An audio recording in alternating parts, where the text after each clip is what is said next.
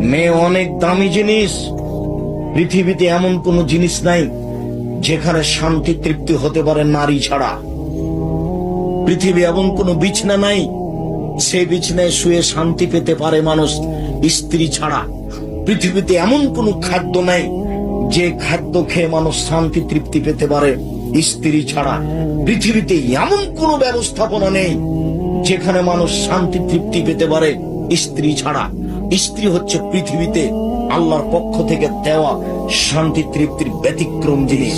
আল্লাহ তাআলা বলছেন, অমিন আইতিহান খালাকালাকুম মিন আনফুসিকুম আজওয়াজান লিতাসকুনু ইলাইহা।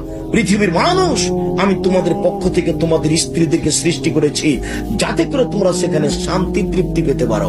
ও হলো শান্তির বস্তু, ও হচ্ছে তৃপ্তির বস্তু, ও হচ্ছে আনন্দের বস্তু, সর্ব ধরনের কল্যাণের সুবিধার বস্তু ও।